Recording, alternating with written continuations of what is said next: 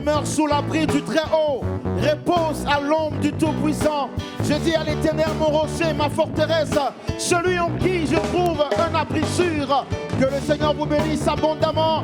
Bienvenue à votre émission de témoignage, l'émission de fils et de filles de Dieu. Heureux de vous retrouver pour partager avec vous ce témoignage. Je suis sûr que le Seigneur vous édifiera après ce témoignage.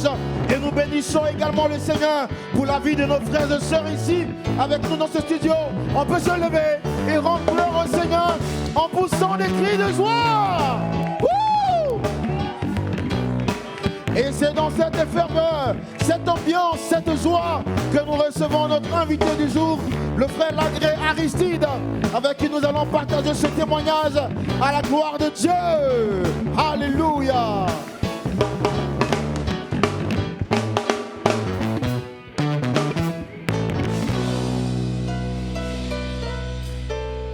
Si vous avez envie d'édifier votre foi, vous êtes à la bonne adresse. Bienvenue à votre émission Gloire à Dieu, l'émission de fils et de filles de Dieu qui reconnaissent la valeur, la grandeur, la main de Dieu dans leur vie et justement qui partagent ce temps de témoignage. Nous sommes sûrs et certains que le Seigneur vous fera du bien. Surtout restez fidèles jusqu'à la fin de ce numéro parce que ce témoignage va édifier davantage votre foi. Notre frère est avec nous aujourd'hui sur ce plateau pour bénir le Seigneur et pour rendre gloire à Dieu pour ce que l'Éternel a fait dans sa vie. De grandes choses ont été accomplies dans sa vie et pour tout ce que Dieu a fait dans sa vie, nous rendons là gloire à Dieu. Et nous rendons là gloire à Dieu. Et nous rendons là et nous rendons là plus fort et nous rendons là et nous rendons là. Et nous rendons là. Et nous rendons là. Rendons gloire au Seigneur par des acclamations et des cris de joie. Wouh! Merci de vous rasseoir, très chers invités. Vous également, très cher public, merci de vous rasseoir. Nous bénissons le Seigneur. Alors, je vous remets le micro. Permettez que je le rallume d'abord. Allez, voilà. Nous bénissons le Seigneur et nous vous souhaitons la bienvenue sur ce plateau. Vous êtes à l'émission Gloire à Dieu. Et ici, nous sommes ici parce que le Seigneur a fait de grandes choses dans votre vie. Oui. Et vous avez accepté de partager ce témoignage Bien sûr. avec le peuple de Dieu. Oui. Avant d'écouter le témoignage et de vous présenter à nos téléspectateurs, nous allons bénir Dieu pour votre vie parce que Dieu a fait de grandes choses. Et ça sera avec le groupe musical de Or Aolam, de Lumière du Monde Télévision. Bénissons ensemble le Seigneur. On se tient levé s'il vous plaît.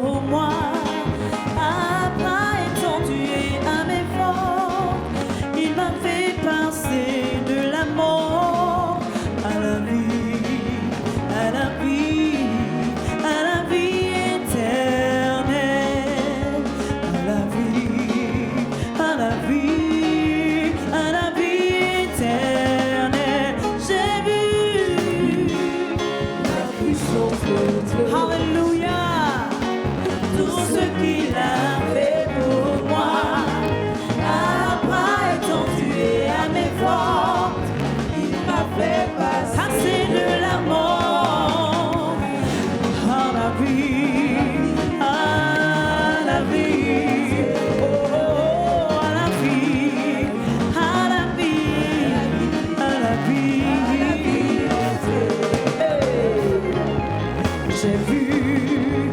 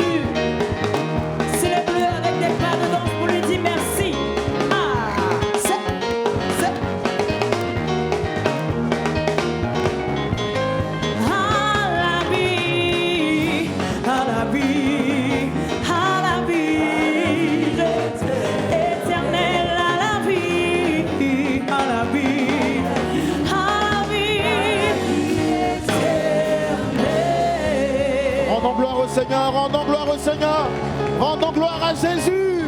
Alléluia. Merci. On peut se rasseoir encore une autre fois. Que le Seigneur vous bénisse, très chers amis fidèles téléspectateurs de Lumière du Monde Télévision. Je l'ai dit et je le répète encore, vous êtes à votre émission, Gloire à Dieu, émission de témoignage des fils et des filles de Dieu qui reconnaissent la fidélité de Dieu manifestée à leur égard. Aujourd'hui, nous recevons sur notre plateau le frère Lagré Aristide Simon. C'est ça. Dit le chantre Ezekiel Gospel. Ezekiel Gospel. Pourquoi ce nom? Bon, je suis baptisé Ezekiel. J'ai mis Gospel pour mettre la différence parce qu'il y a tellement d'Ezekiel. Ok. Ouais, Ezekiel Gospel. Donc vous êtes le Ezekiel qui est Gospel, qui veut dire donc la bonne nouvelle, qui annonce donc la bonne nouvelle du Seigneur. Oui. Et ce cantique qu'on vient de chanter, je suis passé de la vie, il m'a montré la vie éternelle, j'ai vu la puissance de Dieu. Est-ce que ça vous dit quelque chose? Oui, ça me dit quelque chose parce qu'il m'a fait sortir aussi de la mort.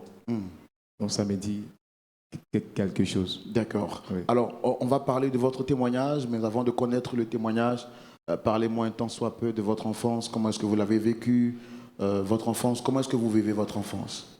Bon, mon enfance n'a pas été facile. Voilà, c'était vraiment compliqué parce que d'abord, je ne viens pas d'une famille riche. Voilà. Maman vendait pain, Goudio pour nous mettre à l'école. Papa travaillait à la mairie d'Abobo. C'était vraiment compliqué. Chacun était petit livré à lui-même. Mais par la grâce de Dieu, aujourd'hui, ça va. C'est ce qu'il peut dire. On va dire que vos parents se sont débattus comme ils pouvaient pour vous assurer un avenir meilleur. Oui. Et qu'est-ce qui va se passer, vous, dans votre vie, dans votre cursus scolaire? Est-ce que vous étiez un enfant studieux, un enfant sage, qui respectait les principes? Bon, je ne peux pas dire que j'étais enfant respectueux à 100%, non. J'étais beaucoup bandit.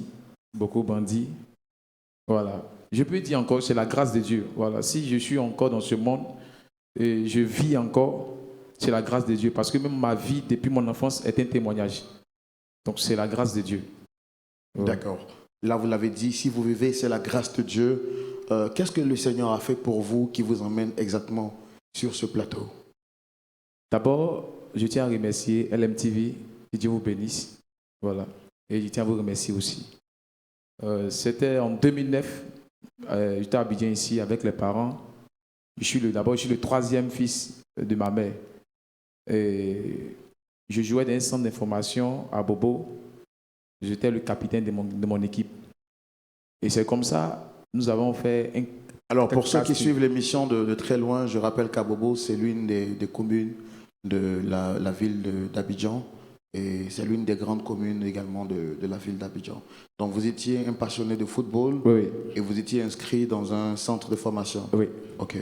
Et c'est comme ça, ils ont fait un casting, ça marchait pour moi, et ils devaient quitter le pays. Et ça a coïncidé que j'ai perdu mon grand-père. Et bon, je suis homonyme à mon grand-père.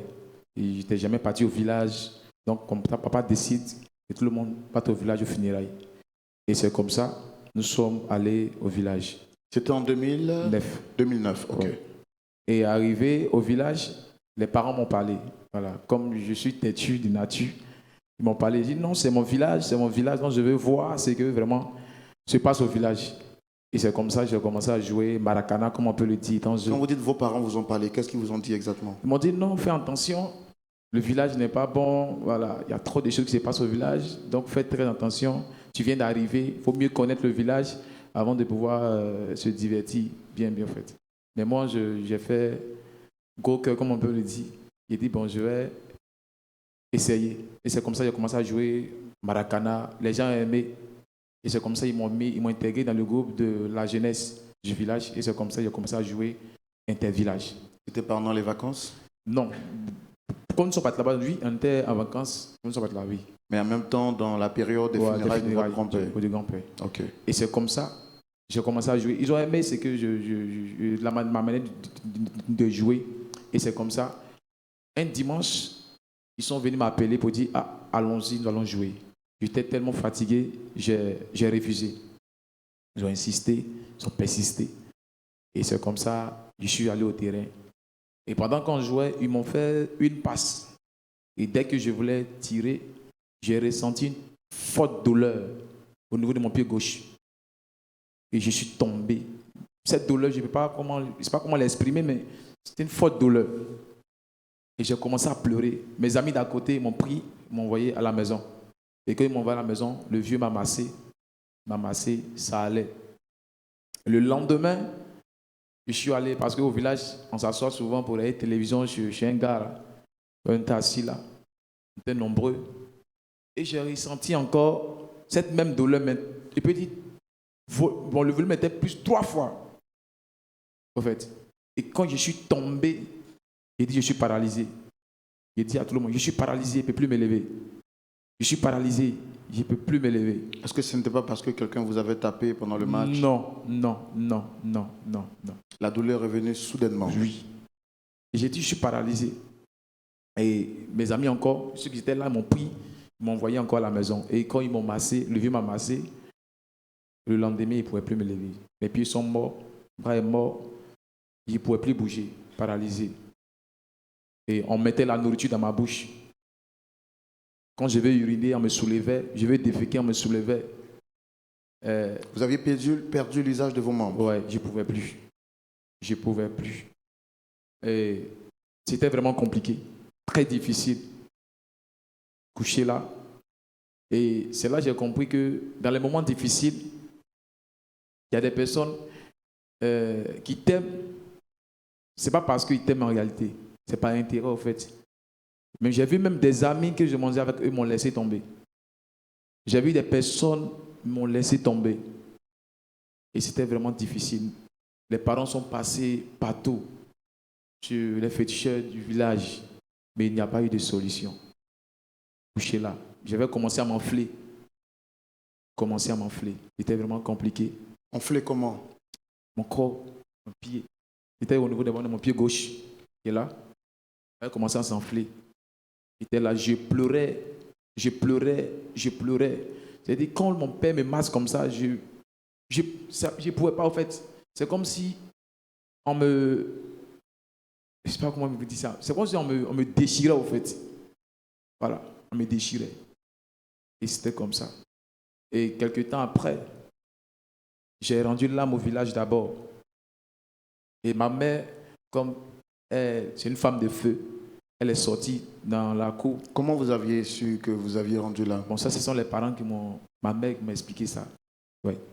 Et elle a commencé à prier. Même alors, avant qu'on arrive au témoignage, oui. à l'action de votre mère, oui. Ça a pris combien de temps, cette maladie, en fait, soudaine, qui est arrivée, jusqu'à ce que vous puissiez rendre là? Ça n'a pas duré. Dès que je suis arrivé, on n'a même pas fait 1 mois au village. Ça n'a pas fait 1 mois, et puis c'est arrivé.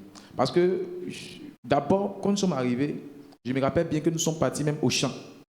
Arrivé au champ, il y avait l'arbre. Quand je dis l'arbre, moi j'étais à côté là, l'arbre était là. C'est quitté là-bas, c'est tombé là.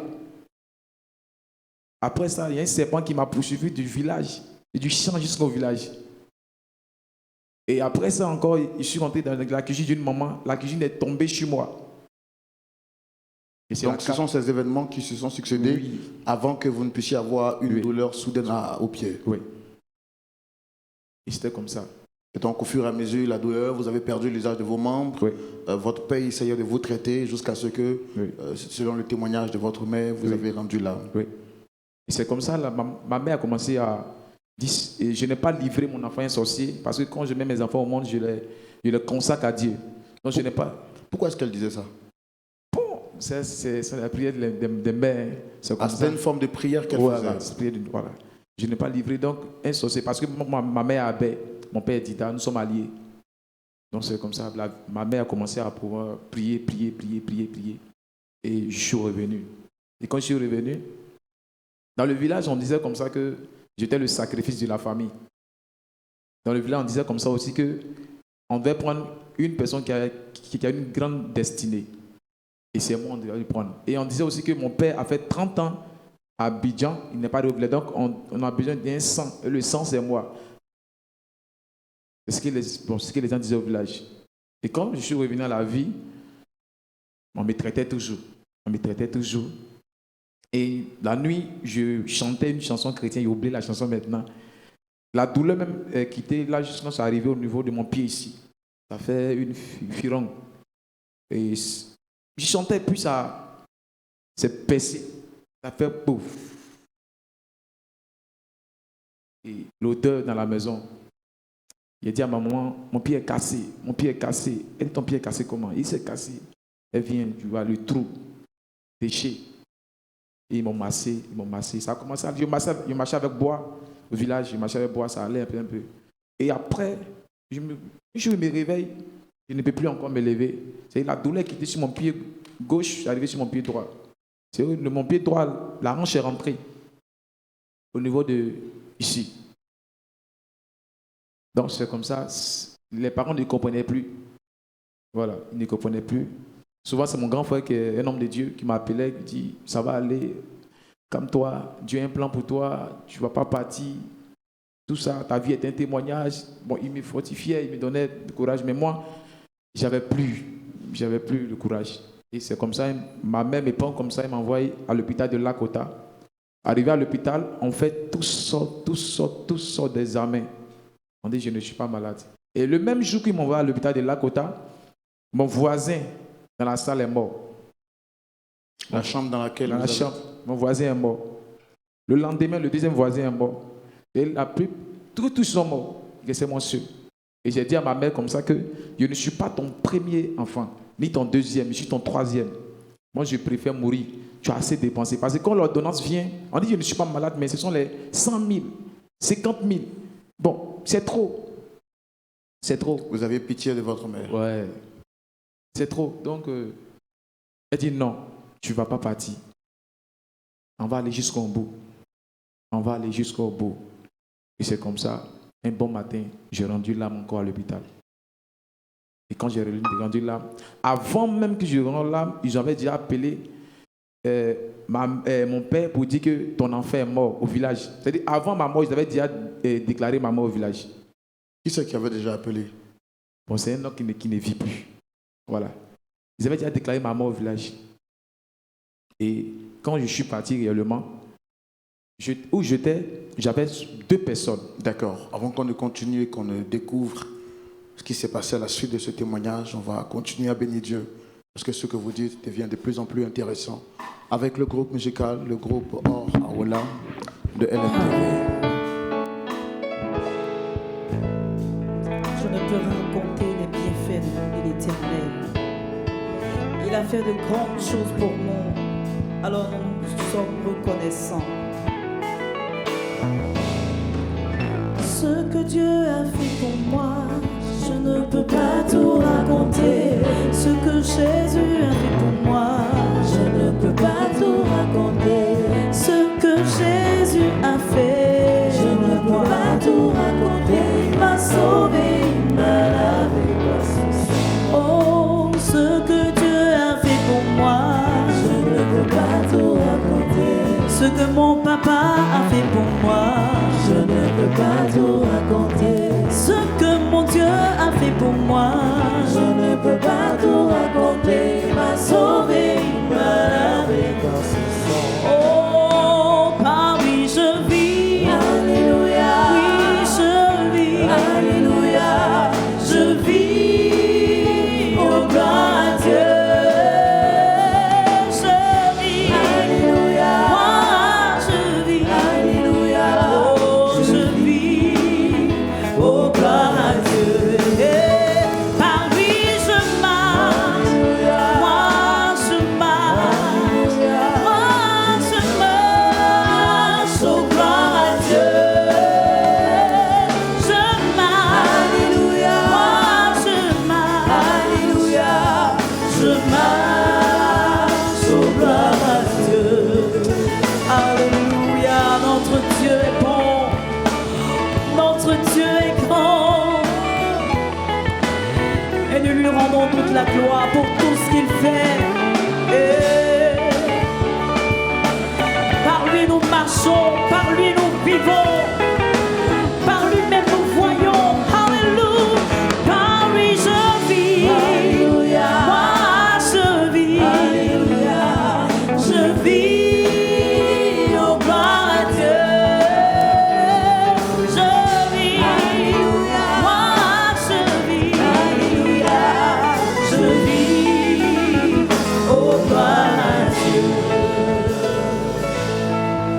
Ce que Dieu a fait pour l'agré Aristide, on ne peut pas tout raconter. Par lui, Aristide est en vie, il a le souffle, il a la santé. Alors, vous étiez en train de nous raconter donc votre histoire. Oui.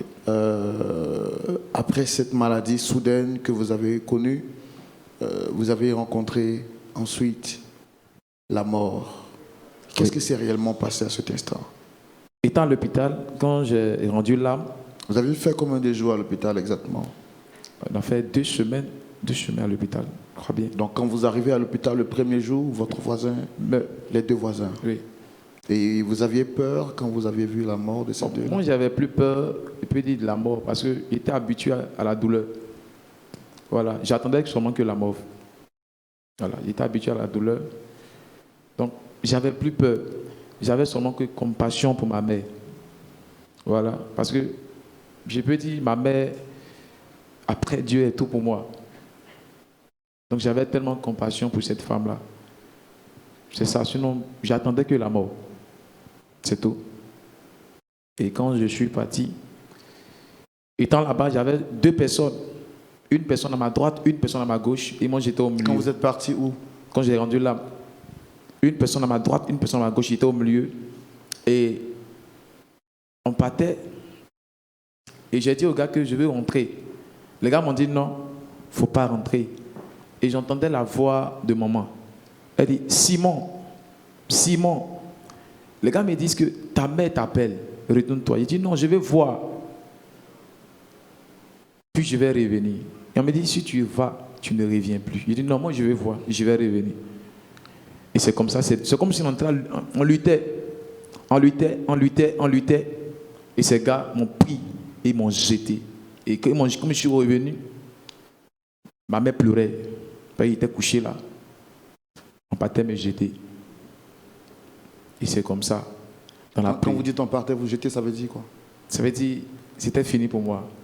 Les hommes ont dit c'était fini. Le médecin a dit c'était fini. Les hommes mystiques ont dit c'était fini. Même le plus grand sorcier de ma famille a dit c'était fini. Mais il y a une personne qu'on appelle la source intarissable, la lumière du monde. Le Dieu vivant, le véritable Dieu. Celui qui est Seigneur sur la terre, dans les cieux. Il a dit c'est pas fini. Et il m'a ramené à la vie. Et quand il m'a ramené à la vie, je vous l'assure encore, j'avais une haine pour ce Jésus-là. Parce que la plupart de mes amis ne sont plus en Côte d'Ivoire. La plupart de mes amis sont en Europe, vivent bien. J'étais le meilleur, même le capitaine de l'équipe. Les petits, les vauriens même sont là-bas. Donc j'avais une haine contre ce Jésus-là. Et quand ils m'ont pris, m'ont envoyé au village, dans la prière. Quand vous dites que vous aviez une haine, qu'est-ce que vous reprochez exactement à Dieu? Pourquoi il a permis ça? Ma mère, servante de Dieu, ma mère le sait, mon grand frère prophétise, parle. Moi je n'étais pas chrétien, mais je partais de temps en temps là-bas. Il pouvait regarder ceux-là, faites grâce, mais il n'a pas regardé ça. Donc j'avais une haine. J'ai dit, bon, tout ce qu'on me parle de Jésus même là, ça... Vous avez vu votre carrière footballistique tomber à l'eau. Oui. On me parlait de Jésus, je m'en foutais. Et arrivé au village, la prière, il y avait une servante de Dieu qui soutenait ma mère dans la prière. Et un jour, ma maman faisait attiquer. Je lui ai dit que je vais me lever et marcher. Elle dit, tu es sûr? J'ai dit oui. Et j'ai pris le bois que papa avait fait pour moi. Et j'ai jeté le bois. Vous marchez avec une sorte de béquille. Oui. Et je me suis levé, je me suis assis. Et j'ai attrapé le mur de la maison. J'ai fait 1 pas, 2 pas, 3 pas. Et c'est comme ça. Papa a commencé à m'aider. Et les mêmes amis qui... Et c'est comme ça que vous avez retrouvé oui. l'usage de vos membres? Oui. Waouh! Est-ce que nous pouvons rendre la gloire à Dieu? Et nous rendons là! Et les mêmes amis qui m'acclamaient autrefois quand je marquais des buts m'appelaient Adam Anator. Les mêmes amis qui m'acclamaient autrefois pour dire que je suis fort m'appelaient l'handicapé, le paralytique. Et c'est comme ça qu'ils m'ont remis à la... J'avais honte de venir à Abidjan encore. Il est venu chercher quoi à Abidjan? Et c'est comme ça que je reviens sur Lakota. Lakota, j'ai commencé à vivre une vie de débauche. Comme on peut dire, étant jeune, tout ce qui bouge est tiré là-dessus. Je vivais une vie de débauche. J'ai même formé un groupe à l'école. On faisait palabre. La masturbation était ma vie. J'ai même fumé. Et un jour, j'avais rendez-vous avec 3 filles. D'abord, avant le rendez-vous, il y a un ami de classe qui m'a parlé de Jésus. Il m'a dit que Jésus t'aime. Tu es son serviteur. Je lui ai dit, il y a beaucoup d'hommes qui le servent. Moi, je ne suis pas son serviteur. Moi, je n'ai pas besoin de le servir. Je le servir, il y a quelqu'un quoi dedans. Et je lui dis... Tout ça parce que vous en vouliez à Oui, Dieu. oui. Et même ma même maman, que j'avais compassion d'elle, je volais cette femme. Je volais son argent, je joue hasard. Papa enlève cacao, je prends son argent, je joue hasard. Et on foutait. Je m'en foutais.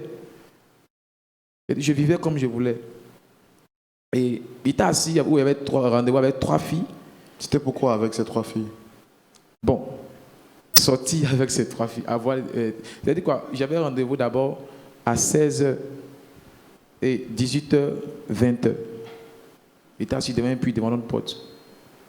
Et puis, j'entends une voix dans mes oreilles. Simon, change de vie. C'est moi l'Éternel des armées. Bon, je pensais que c'est quelqu'un qui me parlait à côté dans le début. Mais je vois, il n'y a personne. Il y avait un petit téléphone dans ma main.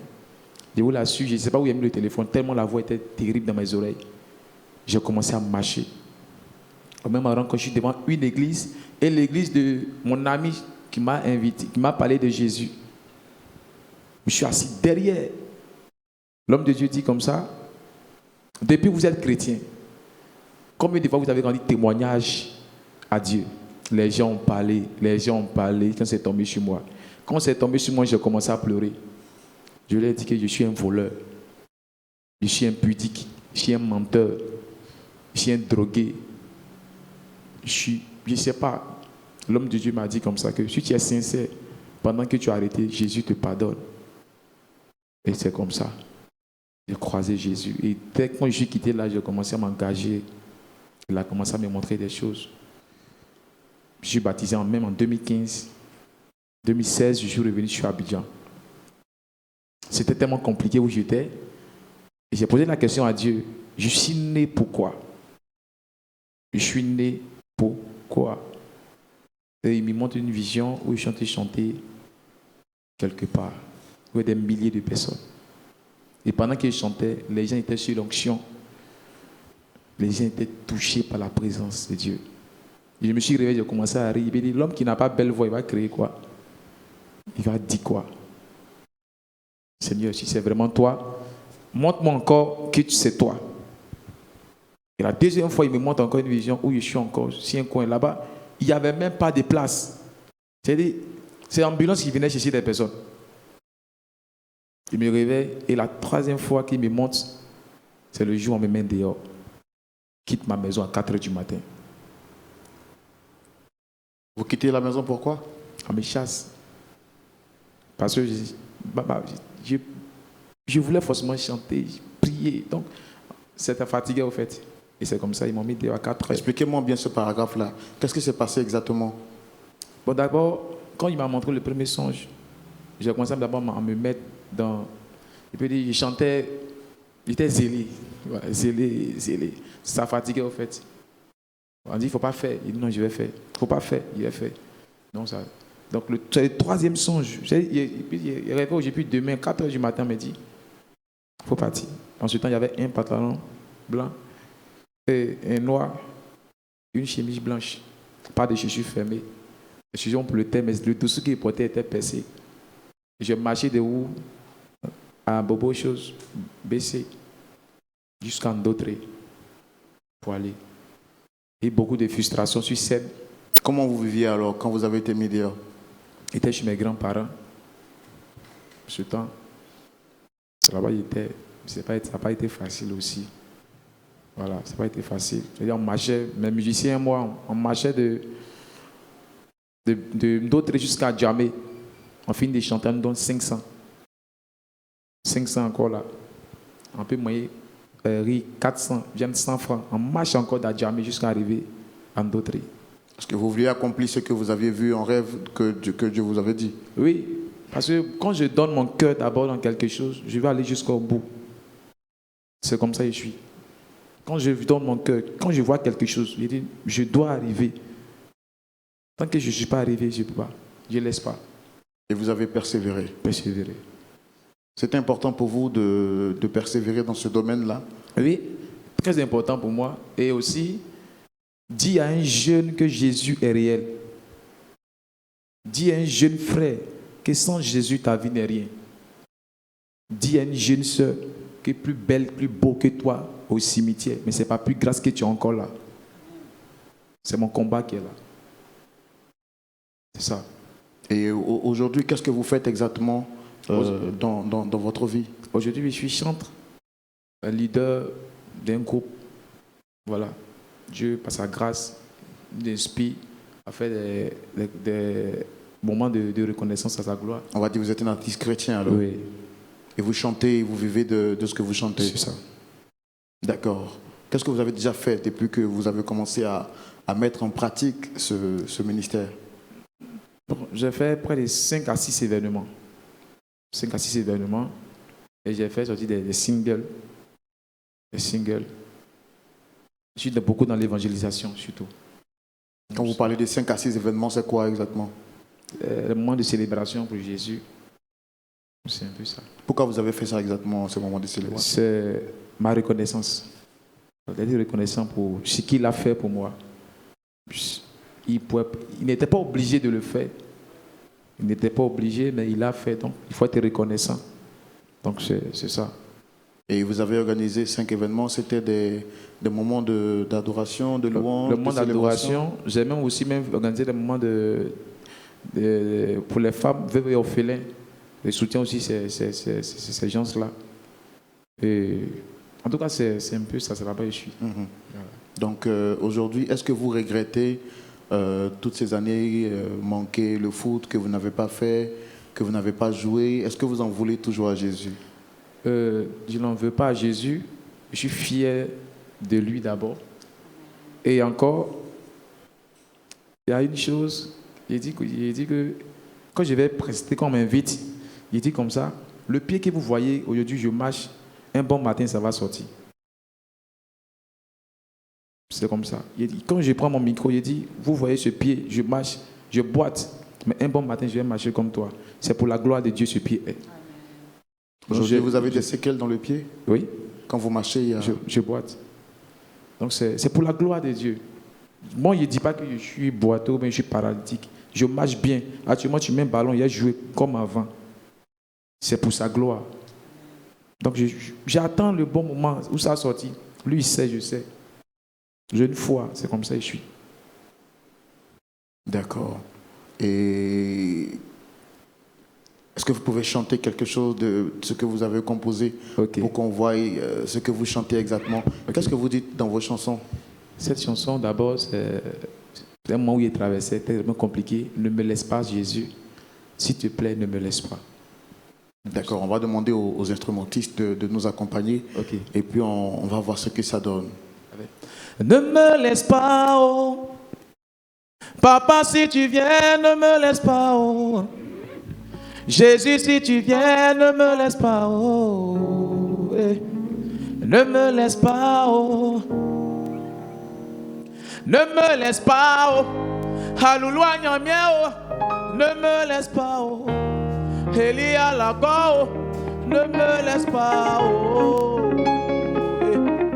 Ne me laisse pas, oh. Moi, j'ai besoin de toi, oh. C'est Seigneur, oh. Ne me laisse pas, oh. Alléluia, oh.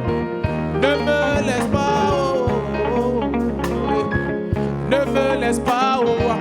Ne me laisse pas, oh. Hey yo, papa, si tu viens, ne me laisse pas, oh. Jésus, si tu viens, ne me laisse pas, oh. Hey.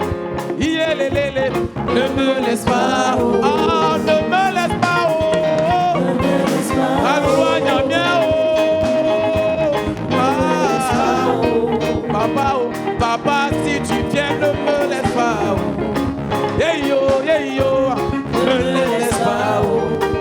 se lever, On s'il dit, vous plaît. rien de bon ne pourra sortir de moi. Papa Jésus, c'est tellement compliqué, tellement difficile. S'il te plaît, ne me laisse pas, oh, oh, oh. Nous loignons bien, oh. Ne me laisse pas, oh. Ne me laisse pas, Alléluia, oh. Ne me laisse pas, oh. Ah, oh. Papa, si tu viens, ne me laisse pas, oh. Oh. Jésus, si tu viens, ne me laisse pas, oh. Oh. L'homme de Dieu, oh là. Papa Jésus ne va pas te laisser. LMTV, Jésus va pas vous laisser. Si tu es content ce soir, est-ce que tu peux pousser des cris de joie? Merci. Ne me laisse pas, oh. Merci.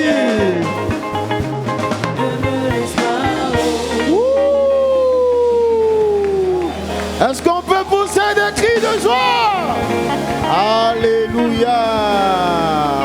Waouh. Et nous rendons là. Merci de vous rasseoir. Mais en tout cas, on a vu que Dieu ne vous a pas laissé. Amen. Il ne vous a pas laissé. Et ce cantique est rempli de sens. C'est un cantique qui parle. Yes. Ne me laisse pas. Ouais. Comment est-ce que vous avez composé ce cantique-là? Bon, ce cantique, j'étais couché à la maison. Je venais de prendre la maison. Et j'avais croisé des personnes qui ont décidé de me produire. Et ces personnes-là, arrivé un moment, m'ont laissé. Et je devais à la maison. Et moi, la femme venait, je me cachais. Je me cachais et je me suis couché à la maison. J'ai préparé même un concert. Je me suis couché, j'ai commencé à pleurer. Seigneur, ne me laisse pas. Ne me laisse pas. J'ai tellement besoin de toi. Ne donne pas raison à mes ennemis. Ne me donne pas raison à ceux qui disent que je ne peux pas y arriver. S'il te plaît, ne me laisse pas. Et c'est comme ça, c'est venu. J'ai appelé mon pianiste et j'ai chanté, je l'ai envoyé par vocal. Il a frappé, puis c'est parti comme ça. D'accord. On bénit le nom du Seigneur. Amen. Et vous m'avez dit en privé que vous êtes en train de préparer un autre concert Oui. de reconnaissance à Dieu. Oui. C'est quoi exactement? Je prépare un concert le 10 décembre, dans 10 jours, à l'Arche de l'Évangile de Yopougon. C'est un concert de reconnaissance à Dieu. Un concert pour dire à quelqu'un, c'est Dieu. C'est le thème du concert, c'est Dieu. Ce que tu vis, c'est Dieu. C'est compliqué. Toute chose concourt au bien de ceux qui aiment Dieu. C'est ça. Donc c'est le 10 décembre à l'Arche de l'Évangile. Et comme je dis toujours à quelqu'un, viens, Dieu ne passera pas sans te toucher. Voilà. Si Paul et Silas sont sortis de la prison, c'est grâce à la louange et l'adoration. Et je crois à une seule chose, il y a la puissance dans la louange et dans l'adoration. Alléluia. Que le Seigneur vous bénisse abondamment. Nous partons vers la fin de cet entretien, ce témoignage qui nous a fait énormément de bien. Si vous avez quelque chose à dire à un frère, à un jeune, à une jeune sœur, en 30 secondes, ce serait quoi? Je vais dire, frère, nous ne sommes pas là pour te juger. Nous ne sommes pas là pour dire que tu es comme ceci, comme cela. Non. Nous sommes là pour te dire, Jésus revient bientôt. Changeons de vie. Il n'y a rien dans ce monde. C'est l'homme qui a accepté Jésus qui est à la mode. Toi qui n'as pas accepté Jésus, tu n'es pas à la mode. Donc mets-toi à la mode maintenant. Parce que sans Jésus, tu ne vis pas. Je vous bénisse. Alléluia. Est-ce qu'on peut acclamer le Seigneur? Et nous allons terminer.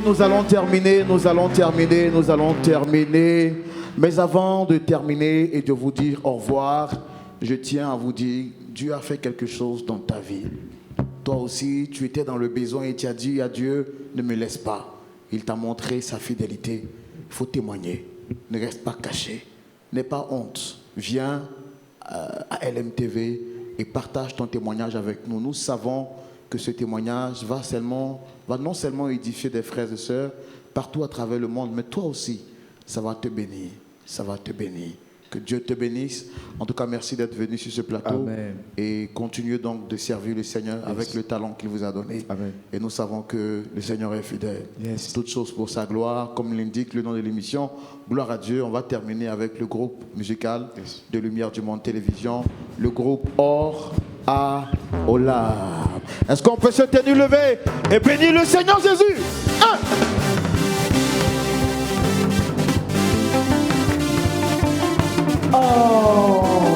Quand j'ai crié à l'Éternel, il m'a répondu. Notre Dieu répond toujours.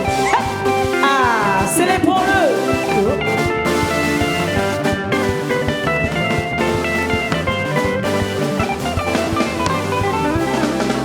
Quand j'ai crié, mon Dieu m'a entendu.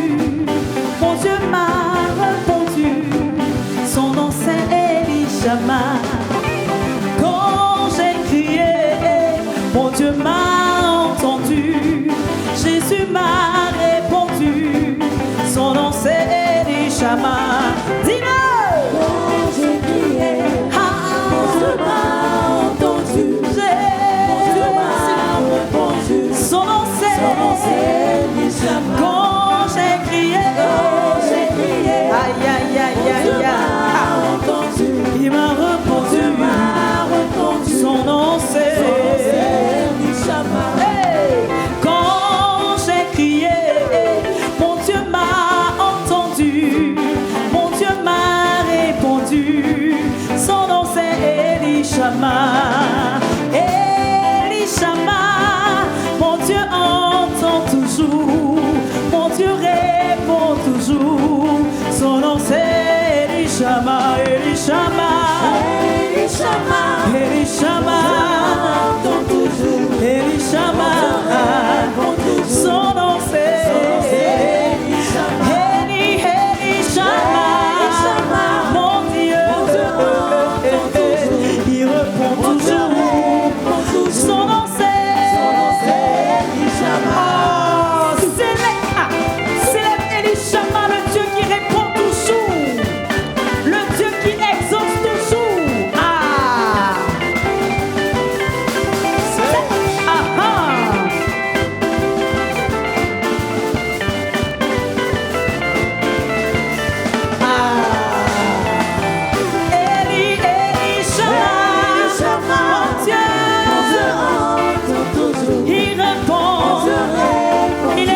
Toujours son nom c'est Eli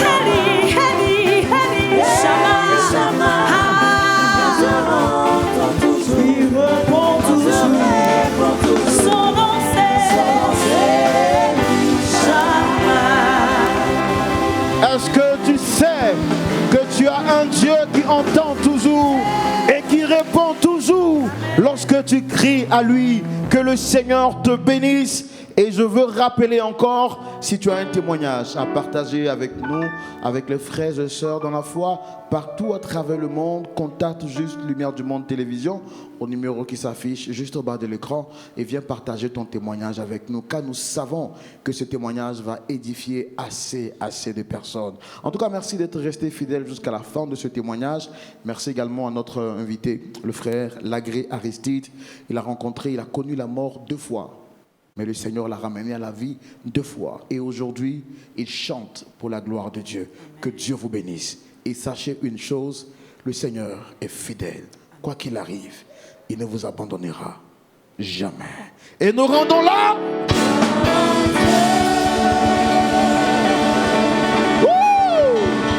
Shalom, shalom, que Dieu vous garde. Rendez-vous la semaine prochaine pour un autre numéro. Gloire à Dieu dans tout ce que vous faites. Au revoir.